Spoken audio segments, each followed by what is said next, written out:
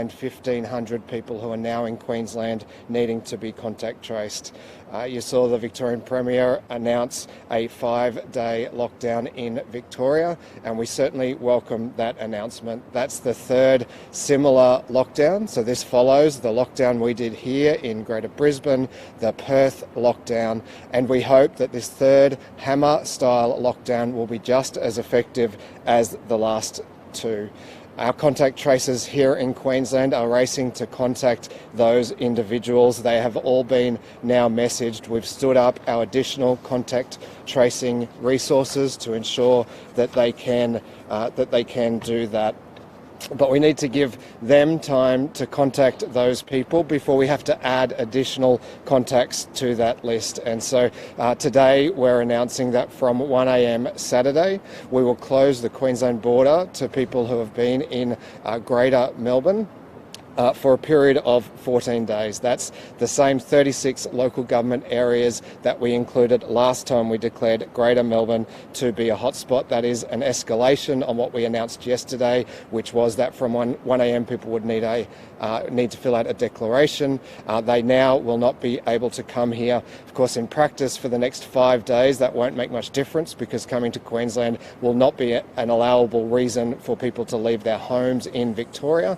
But this hotspot declaration will allow us to get on top of our contact tracing over that 5-day period and monitor the situation there. It will allow us to protect Queenslanders and to support our public health officers doing that contact tracing work, not adding to their workload while they are racing to get to those contacts.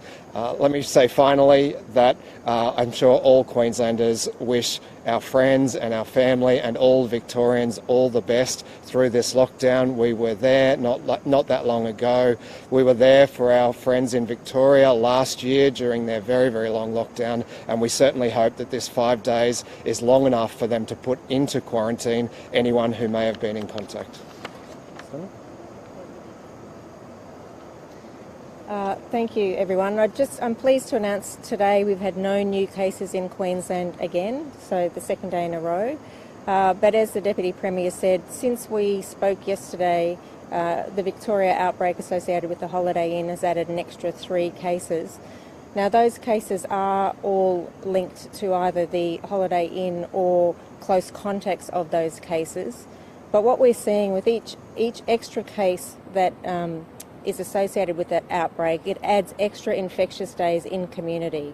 And whilst we haven't seen what we'd call a community transmission yet, we do expect to see community transmission.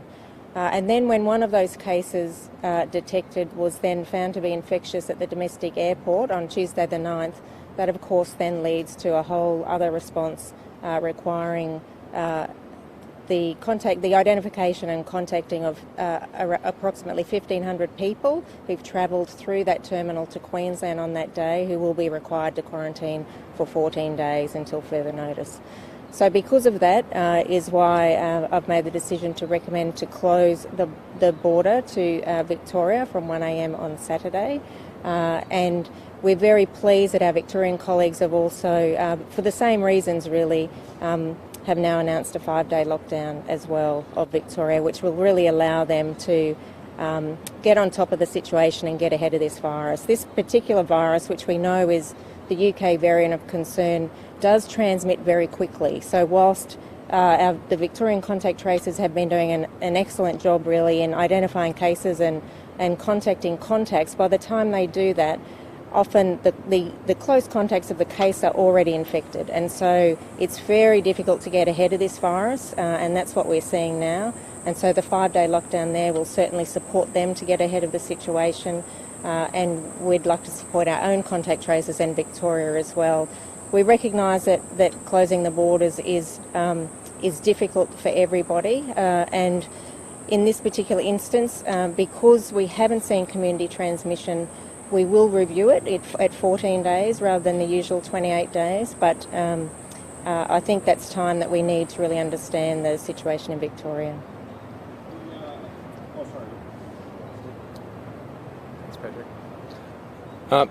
So just really quickly, just to reinforce to everyone that as of 1 a.m. tomorrow morning, we will go to this new system.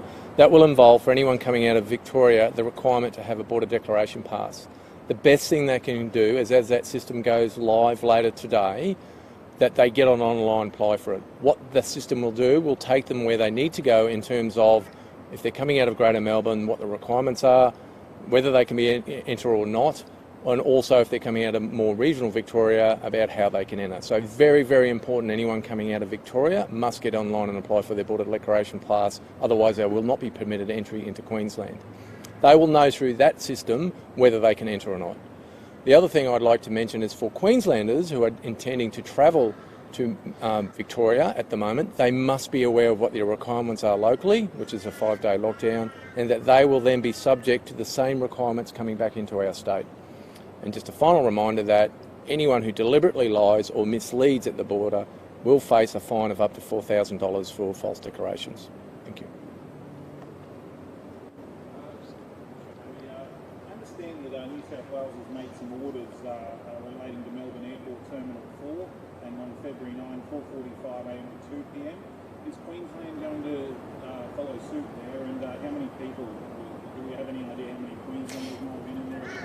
Yes, exactly, and so that's what we're talking about. That particular day was when the case that Victoria identified last night was confirmed as being in the domestic terminal, and in fact working at a cafe called Brunetti's for that period of time, so from 4:45 to 1:15 on Tuesday the 9th. So we've identified approximately 1,500 people that went through Terminal 4 on that day. We will be messaging and quarantining the 1,500 people. So for that entire day, we're yet to have a look at exactly what times people may have come in. So for some of those, they'll certainly be messaged and identified, and then public health units will contact each of those people directly just to talk through what their risk is and their exposure with them as well. But at this stage, we're looking at contacting 1,500 people. And can people say from outside the hotspot travel to Melbourne Airport and then fly direct to Queensland? Yes, that's a good question. And so we've always allowed transit through the airport if people don't go outside to Greater Melbourne and they take precautions. And whilst we've seen a case at the airport, that was a risk in time. So there is no known ongoing risk at the domestic airport, so people will still be allowed to transit through if they take those appropriate precautions.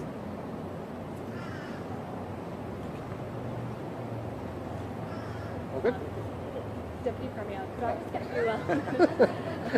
It would have been fine. The Premier spoke to Premier of Queensland last night and said that there were many in her own party that didn't agree in relation to the border steps.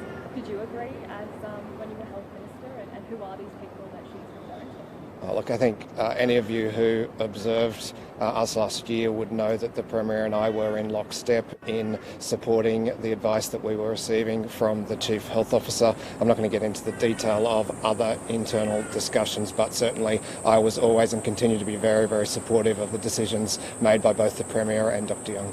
Does this outbreak sort of solidify the government's desire to have those dedicated quarantine facilities?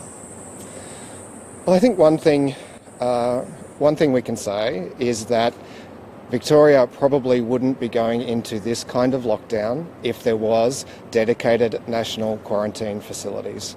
What we have been saying for some time is that this new strain is more dangerous in hotel settings. And if you look at the three recent instances, but particularly this instance now in Melbourne, if you look at the fact that the hotel hallway has been the vector for the virus spreading outside of the initial room, we've been saying for some time that hotel hallways aren't designed for infection control.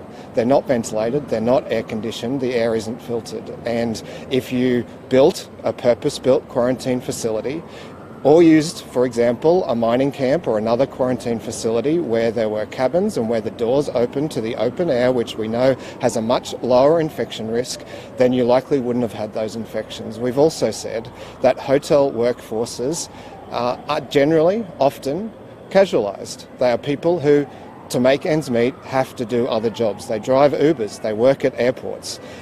If you had a dedicated quarantine facility, then you could have a stable workforce working full time. They could even be offered accommodation on site, and that would greatly reduce the risk here. What's accelerated the concern here has been, in particular, the contacts at the airport. Thousands and thousands of people coming into contact with people who also worked in hotel quarantine, who contracted the virus from hotel quarantine. So I think it does support the calls that we've been making for there to be a reconsideration of the quarantine system here in Australia and the introduction of national dedicated quarantine centres.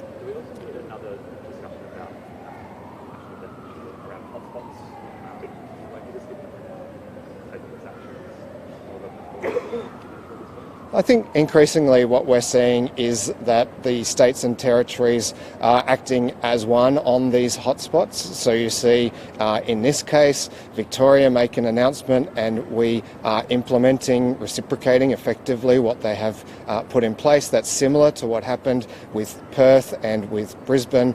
There was a nationally agreed hotspot definition, but the Prime Minister refused to allow National Cabinet to consider it.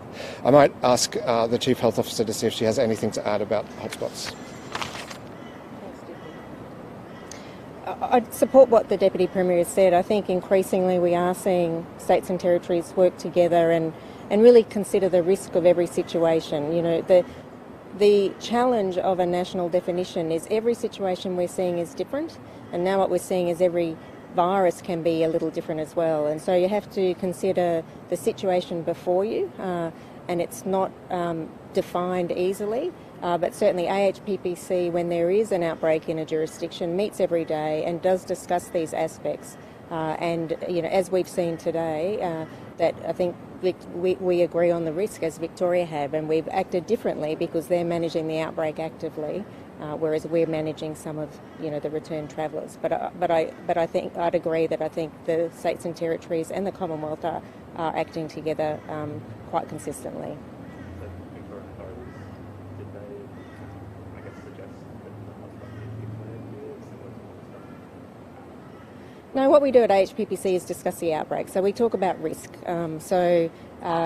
We talk about the cases that they're seeing, the context of those cases, how infectious they are, how long they've been infectious in community, what we're seeing about what we say is the incubation period. So as Victoria said and we've said, this particular virus they're seeing is very quickly infecting others, like within a couple of days. So that's the level that we discuss, and then clearly jurisdictions will then decide what they do, but we're all looking at the same information and I think analysing the same risk.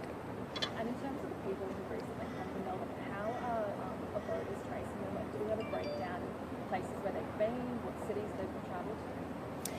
So the main cohort we're worried about at the moment is those travellers who went through Terminal 4 at Tullamarine Airport on the 9th of January. So yes, we have a list of those people and they will all be contacted individually over the next few days, and they're the 1,500. The remainder of travellers we don't have a list of where they are, but we've certainly been messaging them and we'll continue to message them around if they have been to any of the locations of interest identified, and I think there are about 30 now identified by Victoria, then they need to quarantine, get a test and call 13 Health.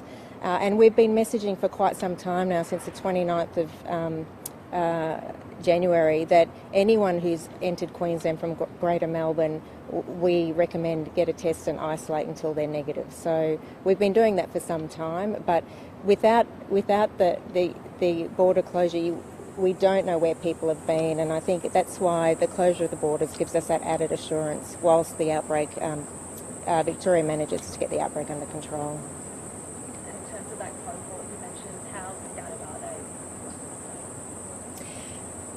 You know, that's always almost a question for industry. I suspect they're all over the place. So a lot of them, clearly some will be returning Queensland residents who've been in Victoria, others will be tourists and travellers to Queensland. I don't have those figures, unfortunately. I just think 1,500 is obviously a fairly large number, and they will be scattered around the state.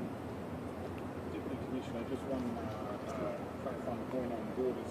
Are Are you preparing to build your checkpoints again down at... No, we're not going to hard road border closures at this stage, but we'll continue to monitor it and take the health advice around what we need to do, but we believe we can manage it without that at the moment.